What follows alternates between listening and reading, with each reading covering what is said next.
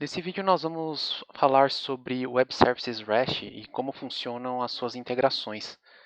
Para começar, vamos falar sobre o que são os Web Services. Então, os Web Services são componentes que permitem que as aplicações enviem e recebam dados entre cliente e servidor através do protocolo HTTP. Esses dados geralmente trafegam em um formato considerado universal, como o XML e o JSON, por exemplo. Os web services ficam hospedados do lado do servidor, e quando nós falamos em web service, é inevitável falarmos também de integrações. Afinal, eles foram desenvolvidos justamente com essa finalidade. Portanto, antes de avançarmos com os próximos passos, é importante nos familiarizarmos com alguns termos importantes que são muito utilizados durante os projetos de integrações entre sistemas. Então, temos agora a interface de programação de aplicações, ou popularmente conhecido como APIs.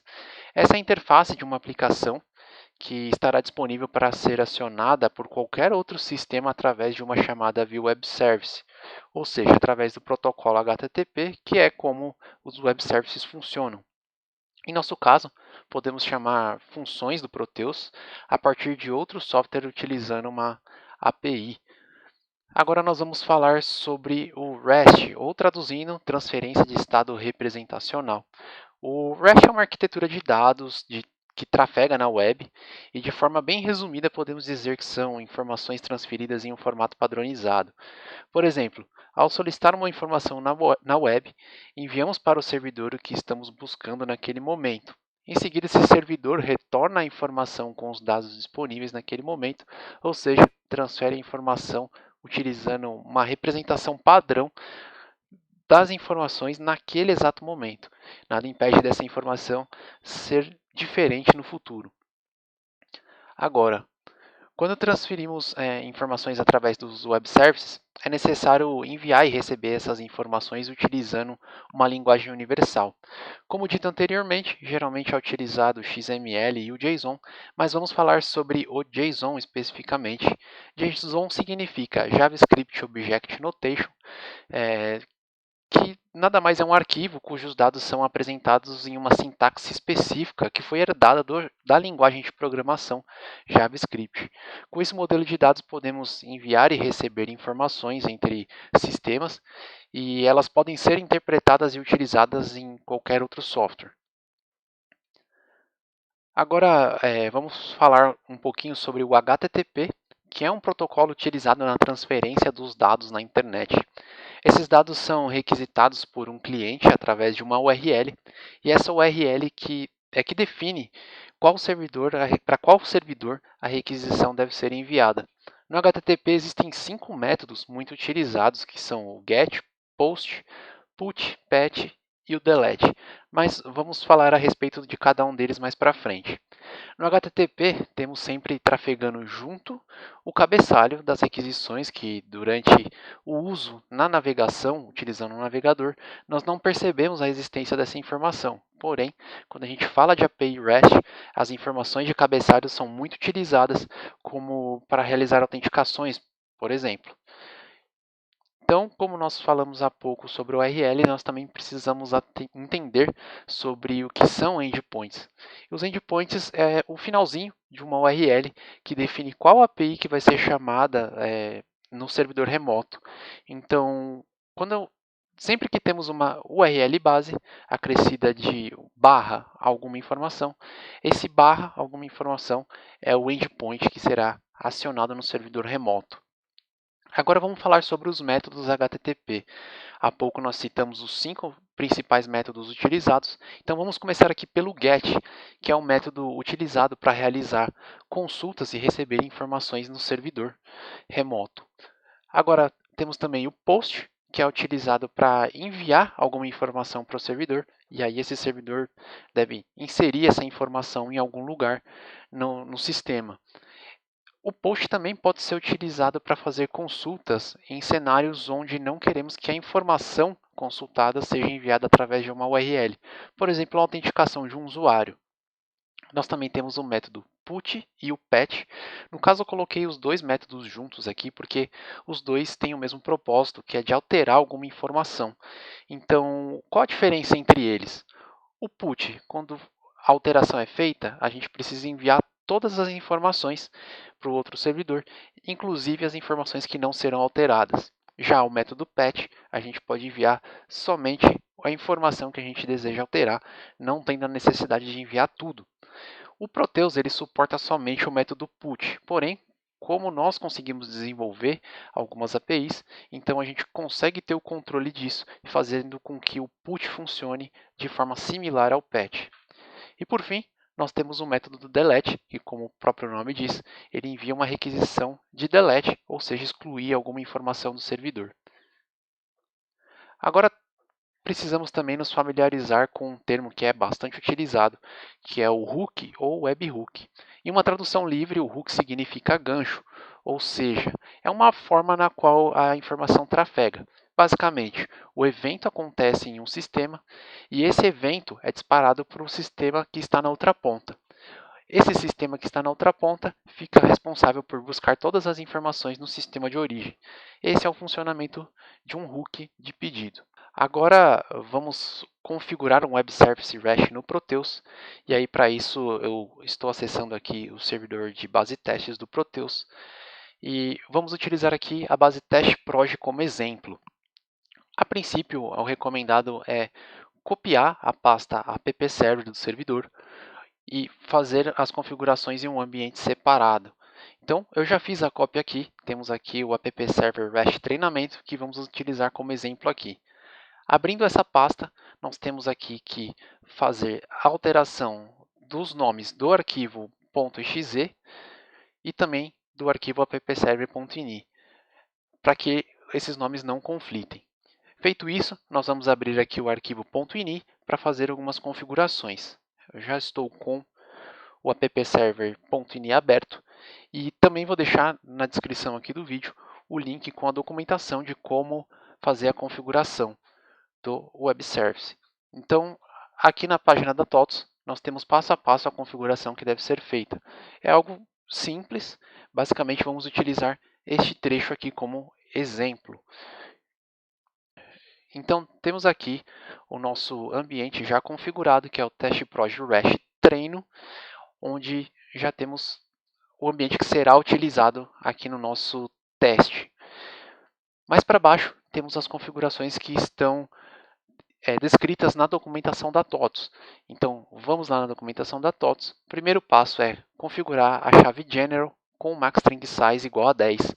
No nosso caso, a max string size já está configurada aqui na chave general. Em seguida, temos a chave HTTP-v11, que basta aqui só copiar e colar essa chave no seu VP Server, da mesma forma como fizemos aqui. O HTTP REST pode ser copiado também da mesma forma como está aqui. O único ponto de atenção fica para a porta utilizada.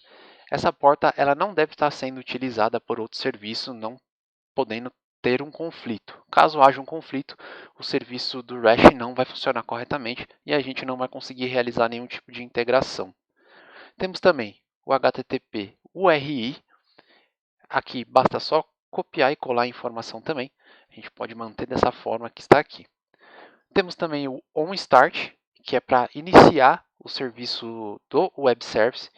Então, mesma coisa, copiar e colar essa informação.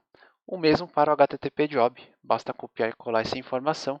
O único ponto de atenção fica para a alteração do nome do ambiente, que você vai ter que trocar para o nome do ambiente principal do seu appserver.ini, no nosso caso, Test Proj REST Treino. Com a configuração feita, eu já deixei um atalho criado aqui, onde a gente vai subir esse serviço em modo console. Então, eu vou dar um duplo clique aqui. E caso a configuração funcione corretamente, vai aparecer a palavra REST aqui, da mesma forma como é o nosso exemplo. Com isso em tela, a gente já consegue ter acesso às APIs no Proteus. Então vamos lá fazer o nosso primeiro teste de acesso. Eu vou abrir aqui uma aba no Chrome, na minha própria máquina. Eu vou digitar aqui o IP do servidor, a porta que nós configuramos no appserver.ini, 8889/REST, e com isso nós temos os acessos à página raiz do Web Service REST no Proteus. Aqui ele pede o usuário e senha, é normal essa solicitação de login. Então, vamos fazer o login aqui, vou utilizar o meu usuário mesmo. E entrando, a gente vai ter acesso a todas as APIs que estão disponíveis no Proteus, tanto APIs padrões quanto as APIs customizadas. Vou buscar aqui por uma API customizada, que seria essa daqui, p_vtex whpe. É uma API customizada, desenvolvida por nós, mas também existem outras APIs que são padrões da própria TOTOS. Então, todas essas outras aqui são todas as APIs que estão disponíveis por padrão no Proteus. Agora vamos falar sobre a Tag Security. Como vocês viram, antes da gente acessar essa página aqui, o Proteus solicitou o nosso usuário e senha para que pudéssemos abrir todas as APIs. É possível desabilitar essa solicitação de senha, mas isso só é recomendado caso esteja em ambiente de desenvolvimento. E aí, para isso, é bem simples. Basta alterar essa chave security para 0 e, em seguida, reiniciar o serviço do web service. Então, vamos subir aqui o serviço novamente. E com o web service no ar, a gente pode acessar ele novamente. Vou só abrir, fechar aqui para abrir novamente. E ao digitar o URL de novo, nós já vamos direto para a página com as APIs que estão disponíveis, sem a necessidade de informar um login e senha. O próximo passo é falarmos sobre o Postman. O Postman ele é um software gratuito onde a gente consegue simular que um outro sistema chame alguma API de qualquer outro sistema. Ele funciona como uma espécie de emulador.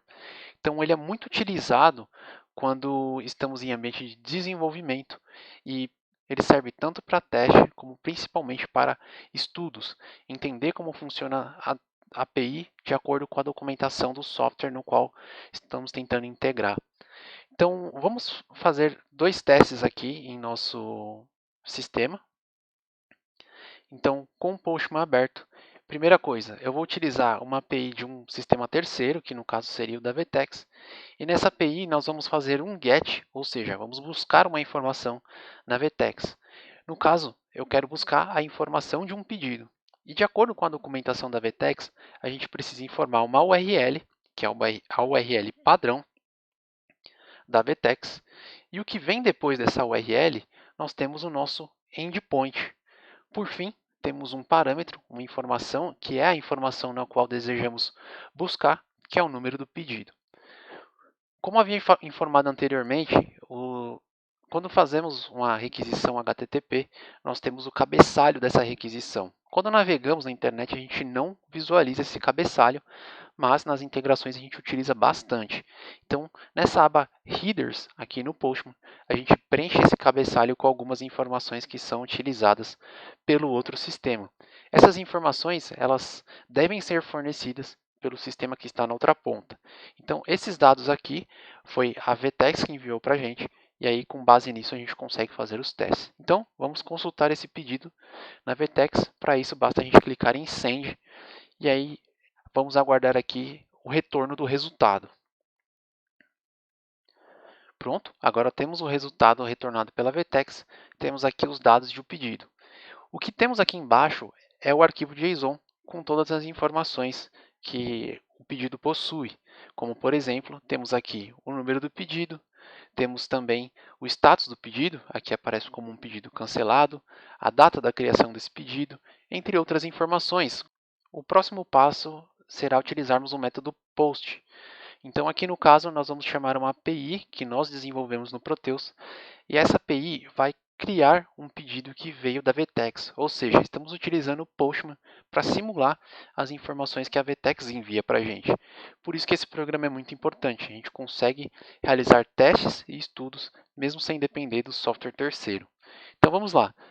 No caso, nós temos aqui a URL do nosso servidor, do nosso Web Service REST, que no caso é um 72.16.11.92, porta 8889/REST. O que vem depois dessa barra REST são os endpoints. Então, no caso, o endpoint p_vtex whpe/v1. Esse é o nome do nosso endpoint que faz a criação dos pedidos na VTEX. Mais uma vez, temos a aba Headers, que seria o cabeçalho da requisição, e para o Proteus basta a gente enviar essa informação aqui, authorization, com esse token que serve para a autenticação no Proteus. Como nós mantemos o sistema, nós que devemos criar essa informação para que ela possa ser preenchida aqui de forma correta. Em seguida, temos uma informação um pouquinho diferente, dessa vez na aba Body. Temos que informar aqui o tipo RAW e, em sequência, o formato JSON, que é o tipo de arquivo que nós estamos trafegando. Aqui eu vou colar a informação do pedido que será integrado. Então, fazendo isso, eu vou clicar aqui em Send e, na sequência, esse pedido muito provavelmente será integrado com a base teste do Proteus.